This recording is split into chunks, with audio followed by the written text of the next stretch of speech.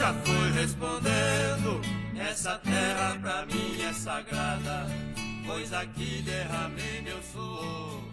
Minha honra será sepultada. Durante a pesquisa de campo que resultou na minha monografia, ouvi de diversos interlocutores que tinham um certo receio, uma tensão com a presença de pesquisadores, pois muitos vinham, recebiam atenção na forma da partilha de um teto para dormir, um prato de comida, água fresca, ou mesmo de entrevistas e respostas a formulários. E depois, esses mesmos pesquisadores iam embora e não forneciam nenhuma devolutiva, nenhuma notícia dos resultados. Tentando romper com esse ciclo, botei no cronograma de pesquisa que disponibilizaria o meu texto em áudio. Mais recentemente, com alguns desdobramentos da pesquisa, a exemplo das publicações em jornal, percebi que era necessário mais disponibilizar conteúdo formativo e informativo sobre a comunidade calunga e sobre a questão agrária, da maneira mais abrangente possível. Comecei pela reportagem da agência pública, na qual participei como pesquisador de campo. Depois foi a vez do livro clássico de Mário Baiocchi sobre o achamento da comunidade calunga nos anos 80 e do livro de Aldo Soares, que conta a história institucional da luta pela terra promovida pelos calungas. Por fim, um dos desdobramentos diretos da minha monografia, a reintegração de posse de parte da Bonito. Agora, disponibilizo o livro Em Julgamento, a Violência no Campo, de Elias Fajardo. Um raro livro que narra as primeiras mortes analisadas pelo Tribunal Nacional dos Crimes do Latifúndio. Glorificação da violência. Está-se diante de um feixe de confrontos que, por sua tragicidade e acirramento, não podem ser naturalmente assimilados. Revelam-se empiricamente sintetizados nas múltiplas tensões entre a forma de dominação tradicional levada ao extremo e as formas organizadas de participação dos trabalhadores rurais.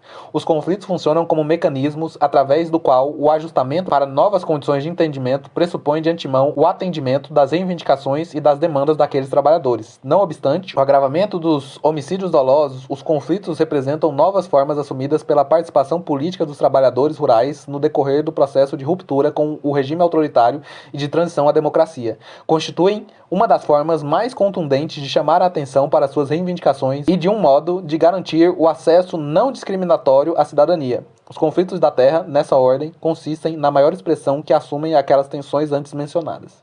A mobilização dos trabalhadores rurais pelo acesso à terra enquanto direito consoante a uma condição de cidadania plena passa também pela necessidade do Estado impor um preceito legal que escapa ao mesmo princípio da dominação naturalizada que elaborou, qual seja, os direitos particulares da propriedade da terra encontram-se legalmente subordinados à obrigação social do cultivo e utilização econômica plena, a função social a ser desempenhada pela propriedade da terra e as demais disposições legais de que derivam a garantia do acesso dos trabalhadores rurais à terra e a adequada regulação das relações de trabalho amparam práticas sociais que colidem com aquelas outras que até nossos dias os latifundiários têm logrado impor de maneira efetiva e que agora estão sendo aprimoradas e intensificadas. Os latifundiários, ao gastarem suas forças até quase o limite do esgotamento, com a adoção desenfreada de instrumentos de violência, os mais extremados, condenam ao fracasso a manutenção de sua própria dominação.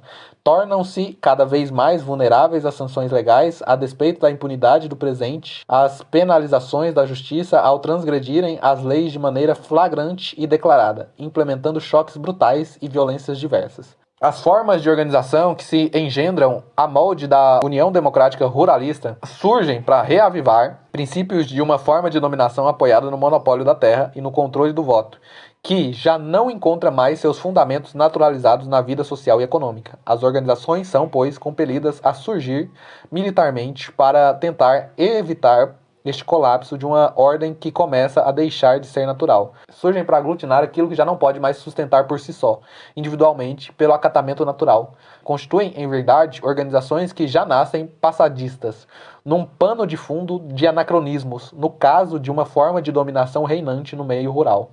A inegável glorificação da violência surge, pois, como o único recurso admissível para a resolução dos conflitos agrários, num contexto de lealdade e táticas de extermínio tradicionais totalmente estranhas a uma conjuntura política favorável ao reconhecimento dos direitos dos trabalhadores rurais à terra.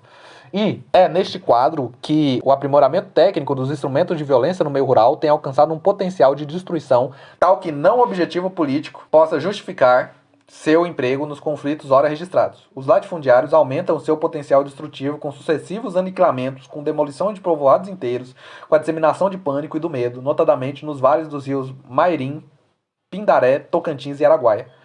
O desencadeamento extremo da violência não se coaduna, todavia, com a transição democrática.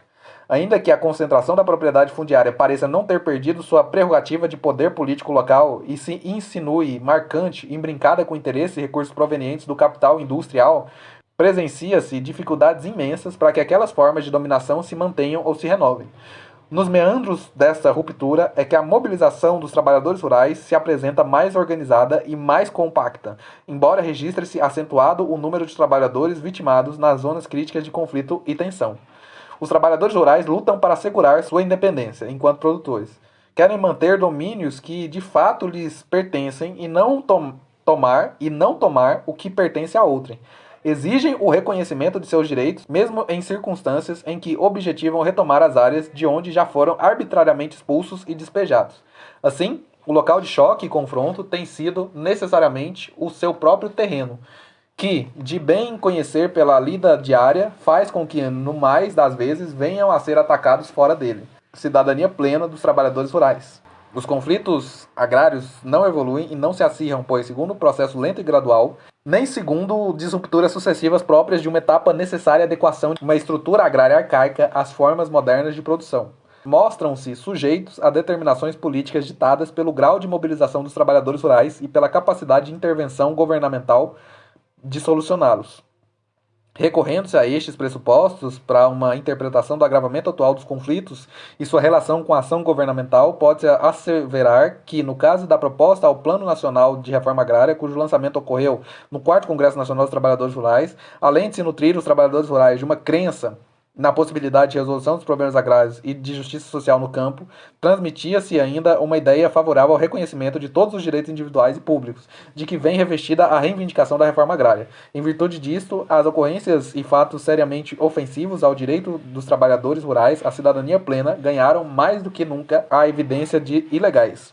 O próprio surgimento da União Democrática Ruralista, UDR, em maio de 1985, evidencia uma nova estratégia da direita para o campo diante de transformações que vão se impondo às formas de dominação pela força bruta. Cada vez mais, essas novas formas vão sendo socialmente percebidas como práticas delinquentes. As orientações básicas que norteiam o que veio a ser o PNRA, contrariando aqueles propósitos contidos na mencionada proposta, resultaram, entretanto, no retardamento e numa morosidade das ações fundiárias, cujo corolário consiste no não atendimento, na medida adequada e, segundo as próprias metas oficialmente estabelecidas, das reivindicações fundamentais dos trabalhadores rurais, aumentando cada vez mais o abismo entre as ações fundiárias e aquelas demandas do movimento social. Tem-se um quadro que propicia condições a que perdurem e se intensifiquem os conflitos agrários. Tal impasse representa uma questão a ser apreciada no âmbito da Constituinte, porquanto o acerramento dos conflitos contradiz os princípios de transição à democracia. Entretanto, em sendo premente o problema para as entidades sindicais dos trabalhadores rurais, a intensificação das formas de mobilização para fazer frente aos confrontos tem se constituído no principal meio de reforçar a percepção do conjunto de trabalhadores rurais de que, em consonância com os ditames legais, está assegurado que devem usufruir das garantias básicas que as instituições públicas asseguram a toda a sociedade civil. Tribunal dos Crimes do Latifúndio. O caboclo já foi respondendo: essa terra pra mim é sagrada, pois aqui derramei meu suor, minha honra será sepultada.